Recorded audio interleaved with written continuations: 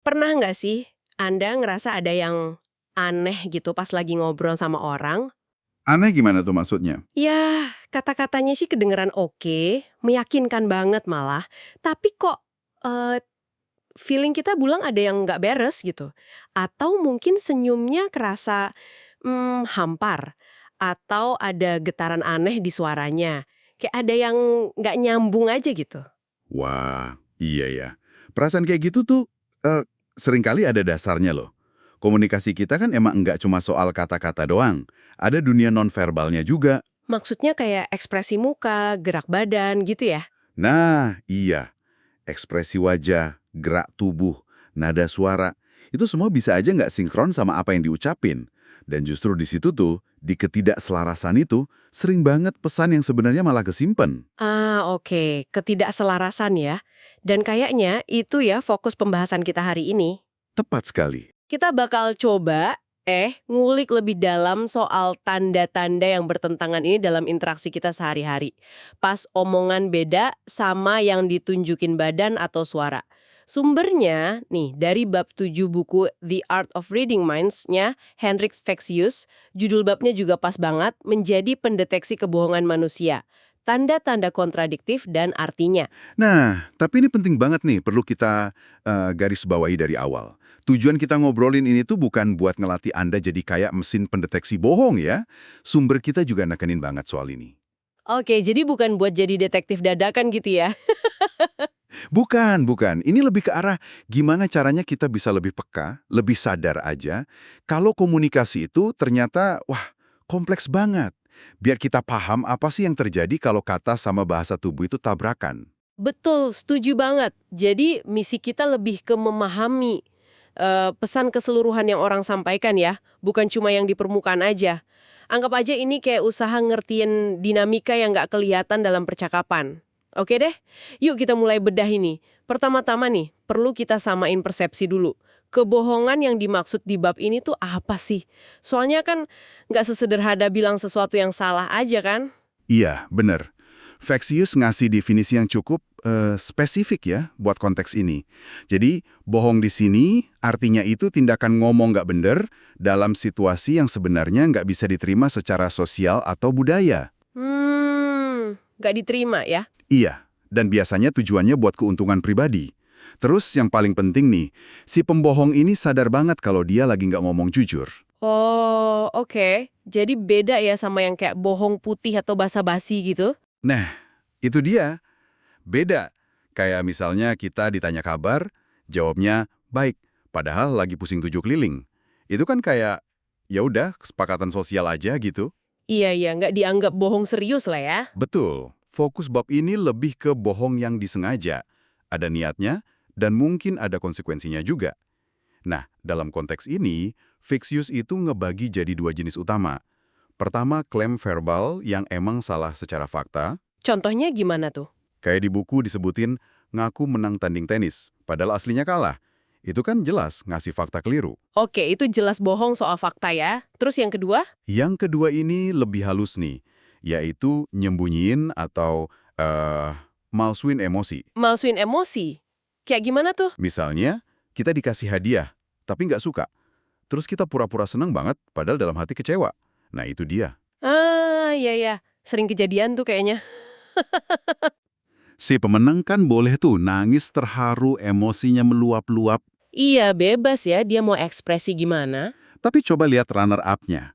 Dia kan diharapkan senyum manis, ngucapin selamat. Padahal mungkin hatinya lagi remuk redam. Wah, iya juga ya. Itu contoh bagus banget soal malsulin emosi karena tuntutan situasi. Nah, inti dari pembahasan bab 7 ini ada di konsep yang disebut kebocoran atau leakage. Kebocoran, kayak pipa bocor gitu. Iya, bisa dibilang gitu. Maksudnya ini tuh sinyal-sinyal, seringnya sih nggak disadari ya, yang bocor keluar. Dan sinyal ini bertentangan sama pesan sadar atau kesan yang lagi pengen ditampilkan sama orang itu. Kenapa bisa bocor gitu ya? Kok nggak bisa ditahan aja? Penjelasannya cukup masuk akal sih. Sumber kita bilang, kita manusia ini kan paling jago bohong pakai apa? Pakai kata-kata. Udah dilatih seumur hidup. Iya, bener. Paling gampang ngarang cerita ya. Nah, terus Kemampuan kita buat manipulasi ekspresi muka itu sedikit di bawahnya. Masih bisa, tapi nggak sejago ngomong. Dan yang paling susah kita kontrol secara sadar, itu bahasa tubuh sama respons-respons fisik lainnya. Detak jantung, keringat, gitu-gitu. Oh, jadi karena badan itu paling susah dikontrol ya, makanya bocornya lewat situ. Persis.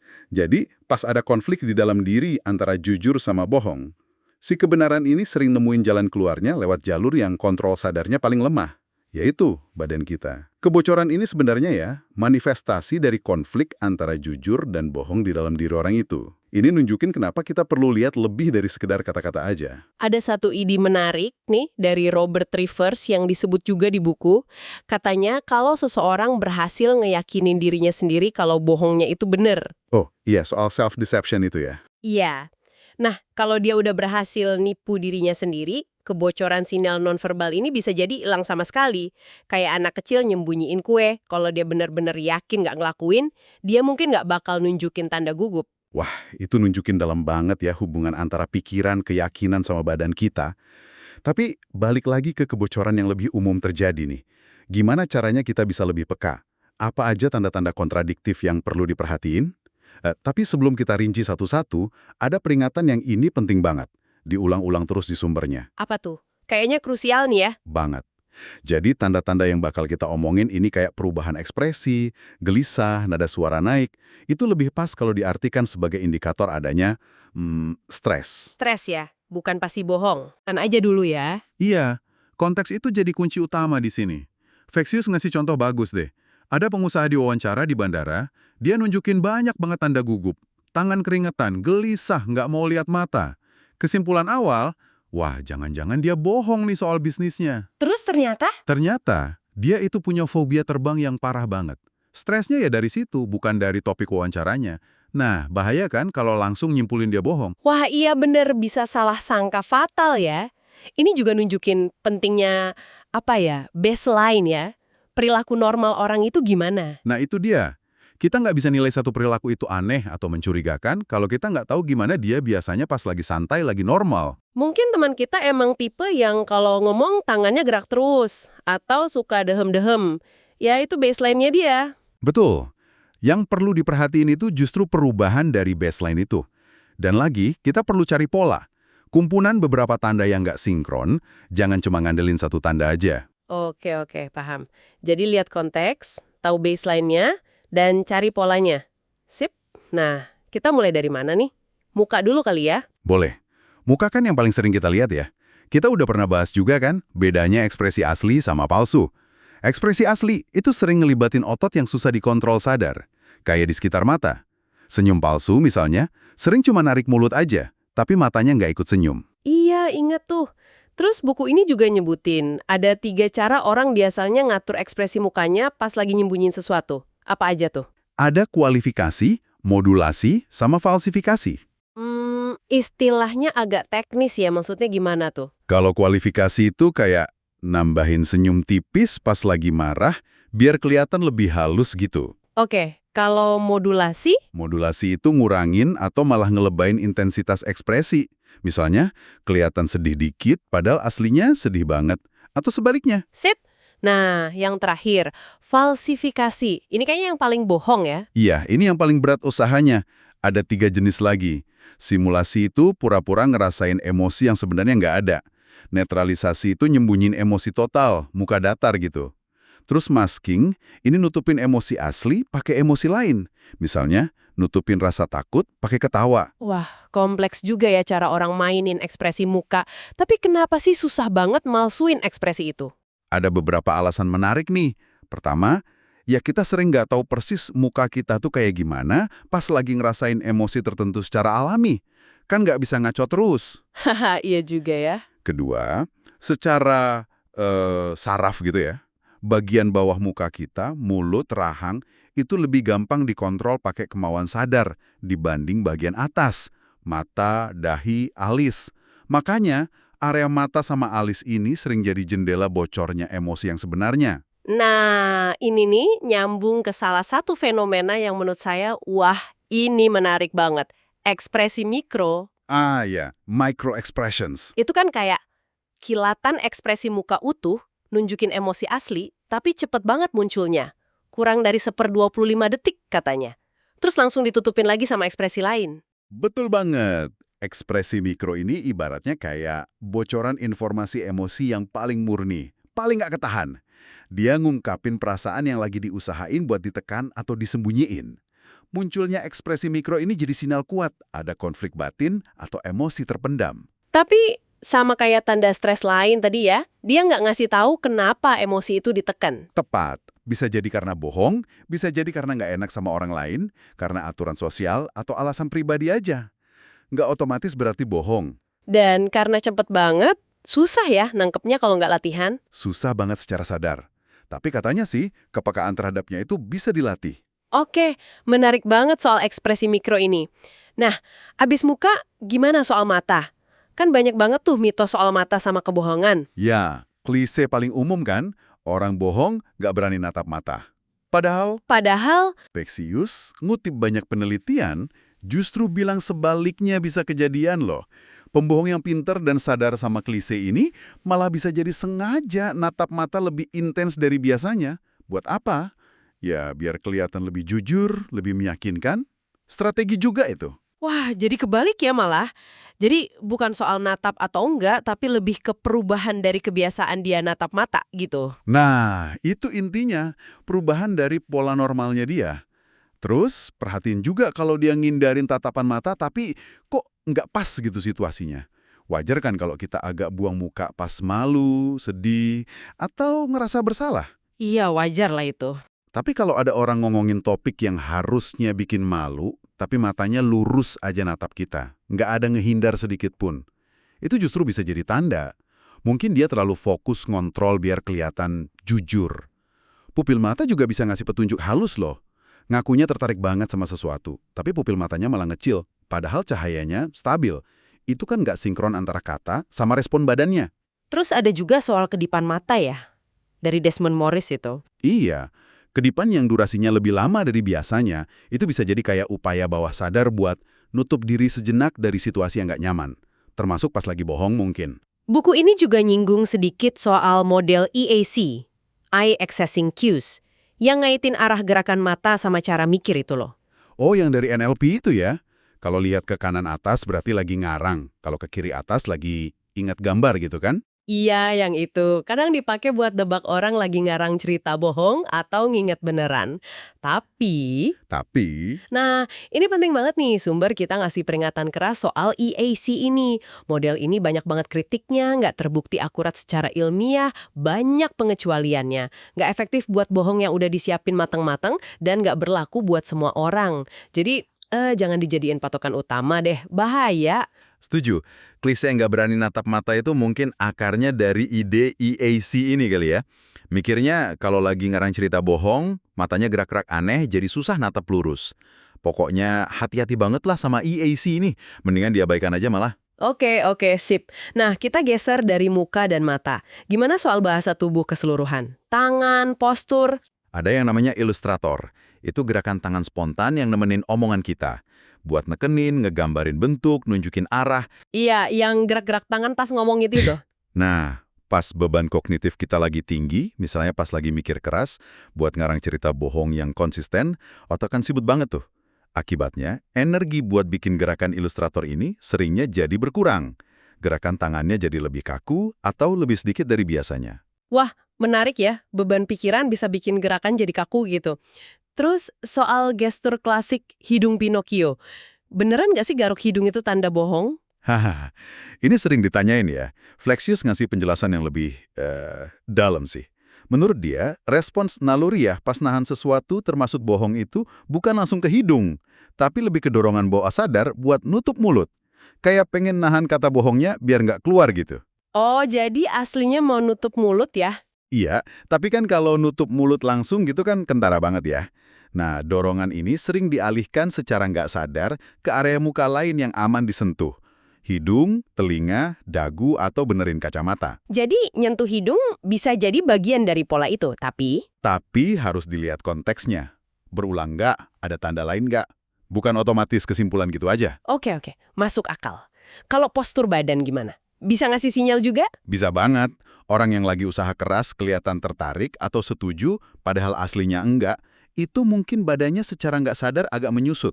Bahunya turun atau condong ngejauh dikit, padahal mukanya senyum. Nggak sinkron lagi ya antara muka sama badan? Betul. Arah kaki juga, kan pernah kita bahas. Bisa nunjukin keinginan bawah sadar buat pergi dari situasi itu. Terus ada lagi nih, gestural slips. Apaan tuh? Selipan gerakan. Iya, selipan gerakan. Ini tindakan-tindakan kecil, seringnya ngulang-ngulang, dan nggak ada makna komunikasinya langsung. Fungsinya lebih kayak katup buat ngelepasin ketegangan atau energi gugup. Contohnya kayak gimana tuh? Kayak orang yang tanpa sadar mainin pulpen terus-terusan, klik-klik gitu. Atau ngeremes ujung kertas, ngetuk-ngetuk jari, muter-muter cincin. Sering lihat tuh orang kayak gitu. Jadi apa artinya kalau kita lihat orang lakuin itu? Munculnya gestural slips ini umumnya nandain adanya konflik atau ketegangan di dalam dirinya. Nah, ketegangan ini bisa jadi karena lagi usaha bohong, tapi bisa banget juga karena stres lain. Gugup mau wawancara, cemas nunggu hasil, bosan pas rapat, atau emang orangnya tipe gelisah aja. Jadi lagi-lagi konteks ya kuncinya. Sama baseline dan pola. Iya, buku ini ngasih contoh ekstrim tuh. Ada siswa, pas lagi ditekan sama gurunya, dia secara nggak sadar ngacungin jari tengahnya sekilas. Itu gestural slip yang jelas banget ngebocoran perasaan negatifnya dia. Wah, sampai segitunya ya. Oke, selain sinyal visual dari badan, muka, mata, suara sama pilihan kata juga penting kan ya? Penting banget. Perubahan di suara itu bisa kentara banget loh buat pendengar yang jeli. Nada suara biasanya cenderung jadi agak lebih tinggi pas orang lagi tegang atau mungkin bohong. Lebih tinggi ya? Kenapa gitu? Mungkin karena ketegangan otot pita suara ya. Terus bisa juga muncul lebih banyak jeda pas ngomong. Atau jedanya lebih lama dari biasanya. Mungkin karena butuh waktu mikir. Masuk akal? Ada lagi? Ulur waktu atau bikin bingung? Atau sebaliknya, jawabannya jadi pendek-pendek banget, kayak ragu-ragu. Pengulangan kata atau frase gitu juga termasuk? Iya, ngulang kata atau frase yang sama tanpa perlu, itu juga bisa jadi indikator. Kalau dari sisi bahasanya sendiri gimana? Pilihan katanya. Nah, ini ada dari Peter Collett, psikolog perilaku yang dirujuk Vexius. Dia nemuin beberapa ciri linguistik yang sering muncul pas orang lagi nggak jujur. Salah satunya, cenderung pakai bahasa yang lebih formal atau kaku dari biasanya. Oh ya? Kenapa jadi formal? Mungkin buat menciptakan jarak atau biar kedengaran lebih meyakinkan. Terus pakai kata ganti yang ngejauhkan diri. Misalnya nyebut pelaku orang itu, padahal jelas dia terlibat. Biar ada jarak psikologis gitu. Oke. Ada lagi ciri bahasa lainnya? Ada kecenderungan ngomongnya jadi samar, nggak jelas vagueness. Ngehindarin detail yang spesifik. Banyak pakai kata-kata pengaman kayak mungkin, semacam, kira-kira, bisa jadi. Terus bikin pernyataan yang umum banget, nggak mau kasih rincian. Pakai pertanyaan retoris juga termasuk? Iya, kadang buat ngalihin fokus. Sama ada yang namanya vacuous speech. Ngomong panjang lebar, kedengeran pinter, tapi sebenarnya kosong, nggak ngejawab inti pertanyaan. Banyak banget ya ternyata tanda-tanda kontradiktif yang bisa bocor ini. Dari muka, mata, badan, suara, sampai pilihan kata. Tapi penting banget buat kita ingat lagi pesan utamanya ya. Pembahasan kita ini bukan panduan jadi hakim instan buat nentuin orang jujur atau bohong, atau jadi curigaan sama semua orang. Betul sekali. Justru yang menarik di sini adalah gimana kesadaran soal potensi ketidakselarasan ini malah bisa bikin kita lebih menghargai kompleksnya komunikasi manusia. Ini soal nyadar kalau tiap interaksi itu kayak tarian ya, antara pesan yang sengaja mau disampaikan sama sinyal-sinyal bawah sadar yang mungkin bocor. Jadi, membaca tanda-tanda ini lebih ke upaya memahami nuansa dan dinamika yang lebih utuh ya, bukan soal nyari salah atau nuduh. Persis. Tujuannya pemahaman yang lebih baik, bukan penghakiman. Nah, jadi pertanyaannya balik lagi ke Anda yang denger ini. Gimana kesadaran baru ini bisa kepakai dalam hidup Anda? Mungkin pas negosiasi jadi lebih peka sama keraguan yang nggak diucapin di balik kata setuju. Atau dalam hubungan mungkin jadi lebih ngerti pas teman bilang, nggak apa-apa, tapi matanya kelihatan sedih. Intinya kan membaca pesan secara keseluruhan, nangkep harmoni atau disharmoninya antara yang diomongin sama yang ditunjukin. Bukan buat ngejudge, tapi buat pemahaman yang lebih kaya, lebih berempati. Nah, sebagai penutup nih, kita bawa pulang satu pemikiran yang lumayan menantang ya dari materi ini. Tadi kan kita singgung soal Robert Rivers itu. Kalau kita berhasil nipu diri sendiri, sinyal bocornya bisa hilang. Iya, soal self-deception itu. Ini jadi mikir ya, seberapa sering sih kita mungkin tanpa sadar ya, nipu diri sendiri soal keyakinan kita, kemampuan kita, atau perasaan kita. Dan gara-gara itu, tanpa niat jahat, kita jadi nyesatin orang lain juga. Karena kita sendiri udah nggak nunjukin tanda-tanda konflik batin lagi. Atau, coba kita lihat dari sisi sebaliknya deh. Seberapa sering kita sendiri mungkin nunjukin beberapa tanda gugup atau stres yang tadi kita bahas. Tangan dingin, suara geter, gelisah. Padahal alasannya sama sekali bukan karena nggak jujur. Mungkin cuma cemas mau presentasi, khawatir masalah keluarga, atau capek aja. Wah, iya juga ya. Dan gimana orang lain yang mungkin baru belajar soal tanda-tanda kebohongan, bisa aja salah nangkep sinyal stres kita itu. Ini jadi pengingat kuat sih buat selalu hati-hati, utamain konteks, dan jangan cepat-cepat lompat ke kesimpulan. Oke deh, terima kasih banyak sudah bergabung dalam pembahasan kita kali ini. Sampai jumpa di kajian berikutnya ya.